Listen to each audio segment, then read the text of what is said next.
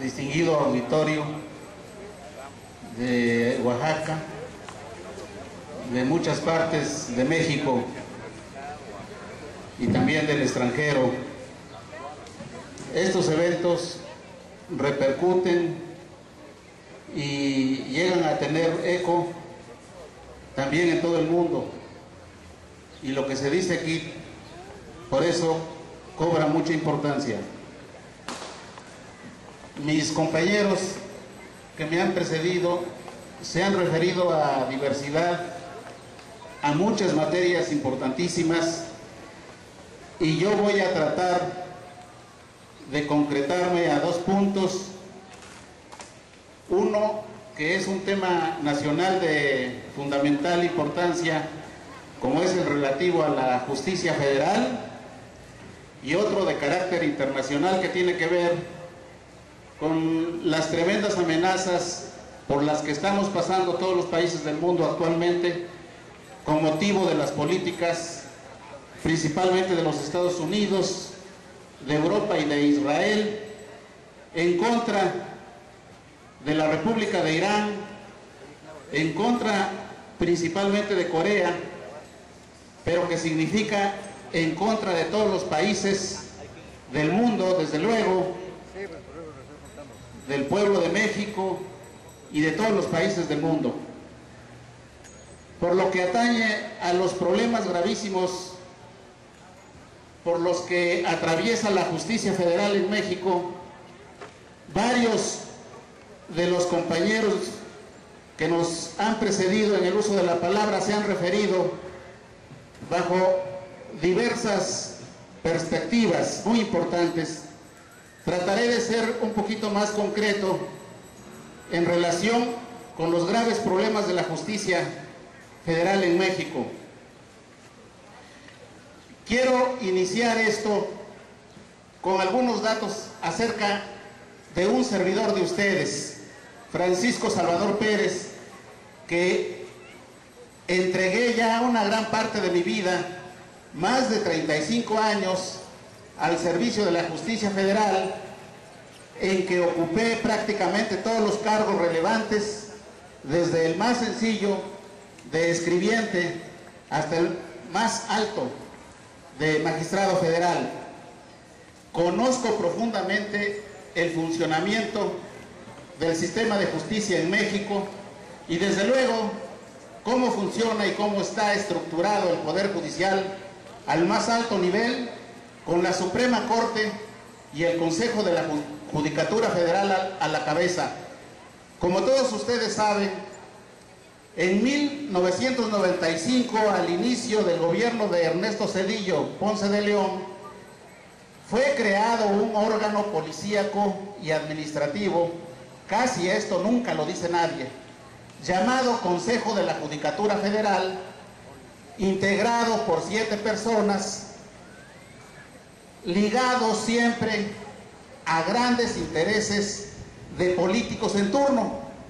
Los senadores encumbrados que manejan el Senado, la directiva de la Cámara de Diputados, desde luego el presidente de la República y todas sus dependencias. Varios de estos elementos son designados directamente por el Senado de la República y por el presidente de la República. Y ustedes luego podrán cuestionarse, ¿qué tiene que ver el presidente de la República? ¿Qué tiene que ver el Senado? Que es un poder separado del Poder Judicial, metiendo las narices en la integración de las máximas autoridades judiciales.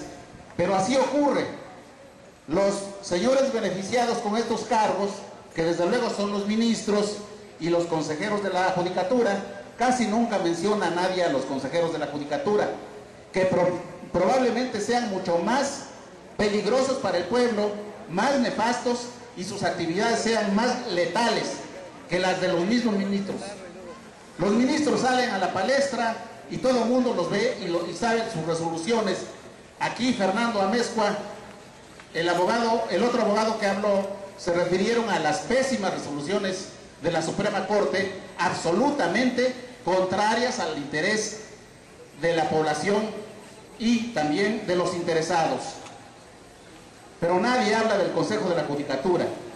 El Consejo de la Judicatura es un órgano policíaco, de naturaleza policíaca, como cualquier vulgar, diría yo, comandante de la Policía Federal Preventiva, que lo mandan a cualquier lugar del país y con soberbia, con un gran poder que dan las tropas, que dan los elementos del ejército. Muchas veces estos señores tienen bajo su mando a miles de elementos, ya sean policías, que también no son policías, sino que son elementos del ejército, tratándose de los cuerpos federales de policía, como la Policía Federal Preventiva. Precisamente así es un consejero de la Judicatura. Aunque desgraciadamente los consejeros de la Judicatura, la mayoría de ellos fueron jueces y fueron magistrados, pero el poder corrompe, porque como los sueldos de estas personas son sumamente altos, estas personas tienen a su mando diversos vehículos, varios choferes, les ofrecen casas y unos sueldos tremendos, soberbios, insultantes. Por eso es que estas personas, todos ellos son empleados del presidente de la República finalmente, o bien de los políticos muy encumbrados, allegados al presidente de la República. Estoy hablando del Consejo de la Judicatura Federal. Y como tienen un gran presupuesto a su disposición, miles de millones de pesos, son de las dependencias que tienen los presupuestos y los sueldos más altos del país. Incluso han sobrepasado a dependencias tan privilegiadas como la misma Secretaría de Hacienda, que desde luego no se quedan tanto atrás, van pegaditos ahí un poquito atrás nada más.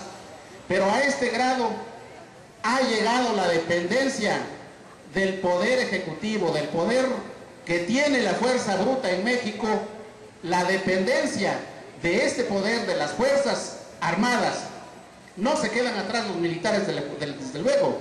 El Ejército, la Marina, las Fuerzas Armadas y hasta la aviación, la rascuachea aviación con que están dotadas las Fuerzas Armadas mexicanas. Todas estas fuerzas bárbaras son las que hacen posible el mantenimiento de este régimen. El poder judicial solamente es un pilar, es el que maquilla con sus resoluciones.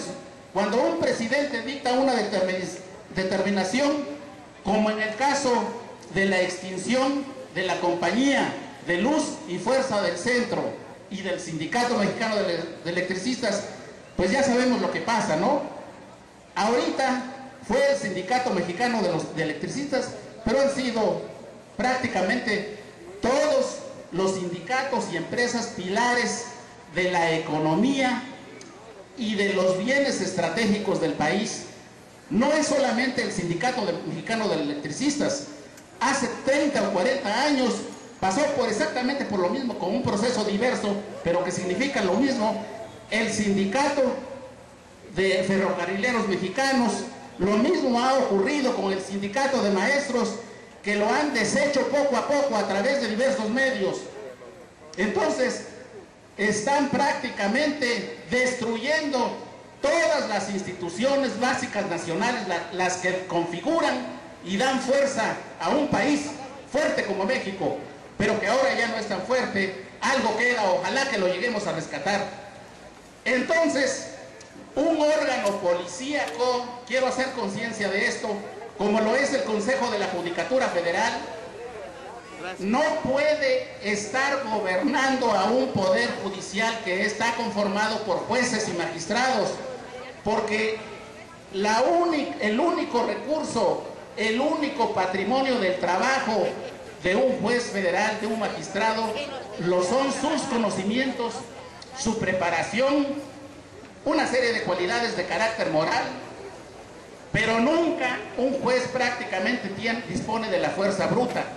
Solamente es el poder del Ejecutivo Federal, de los políticos transformados que tienen el aspecto, que tienen el disfraz de las altas autoridades del país, quienes con sus determinaciones arbitrarias afectan los intereses de grandes sectores de la población, como en el caso del Sindicato Mexicano de Electricistas, y eso es destapar la caja de Pandora, eso es descubrir una gran cantidad de problemas, pero precisamente como lo decía Fernando Amezcua, el gobierno organiza, el gobierno planifica, el gobierno federal, porque tiene muchos recursos, tiene muchos conocimientos, tiene el apoyo de muchos profesionistas preparados, sabe lo que va a pasar, sabe perfectamente cómo va a responder un sindicato, cómo va a responder una fuerza con mucho poder, como en el caso del Sindicato Mexicano de Electricistas, porque como el gobierno federal cuenta con una vastedad de recursos del poder, prácticamente todo el aparato del Estado, toda la economía nacional, las finanzas, el poder de las grandes empresas, de las grandes organizaciones patronales, por eso es que el Poder Judicial no es más que una pieza más de este engranaje formidable